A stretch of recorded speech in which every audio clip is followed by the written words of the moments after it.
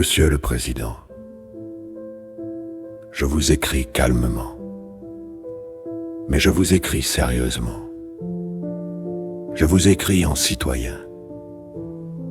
Et aujourd'hui, clairement, en futur candidat à l'élection présidentielle de 2027.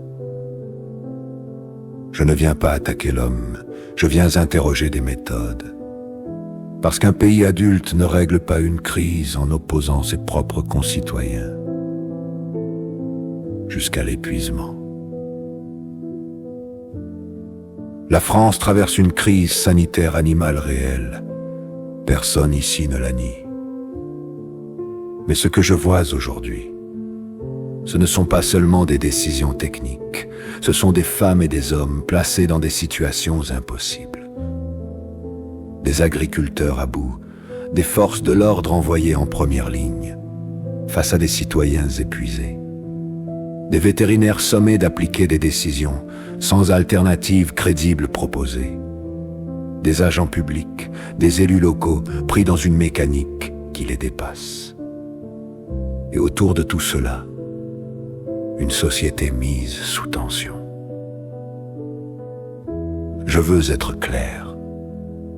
Aucune de ces professions n'est responsable de la situation actuelle, ni les agriculteurs, qui subissent de plein fouet les décisions, ni les vétérinaires, dont le métier est le soin, la prévention, le vivant, ni les forces de l'ordre, à qui l'on demande de gérer une détresse qui n'est pas de leur ressort, ni même les citoyens, qui se retrouvent pris dans la cohue sans avoir rien demandé. Le problème n'est pas humain, il est méthodologique. Je le dis avec rigueur et sans effet de manche. Aujourd'hui, l'État engage déjà entre 30 et 50 millions d'euros estimés.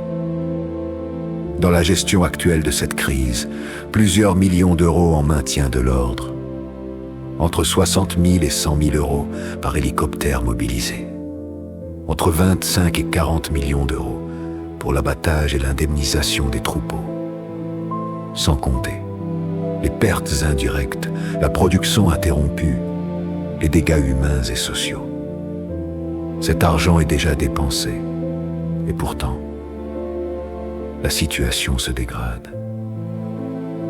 Avec ces mêmes ordres de grandeur, toujours à l'état d'estimation citoyenne, mais rationnelle et cohérente, il serait possible de mettre en place une vaccination élargie et accélérée, une lutte sérieuse contre les vecteurs de la maladie, des cellules humaines de crise sur le terrain et une mobilisation des compétences existantes, dans un autre cadre que celui de la contrainte.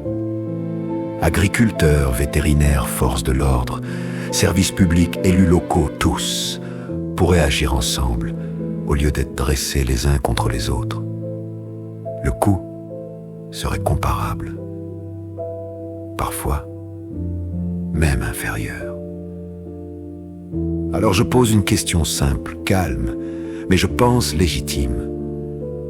Comment un simple citoyen peut-il identifier ses alternatives en quelques minutes, alors que l'État dispose de cabinets, d'agences, d'experts et de moyens que je n'ai pas? Je ne demande pas des coupables. Je demande des comptes sur les méthodes, parce que quand une méthode échoue, persister n'est plus de la fermeté.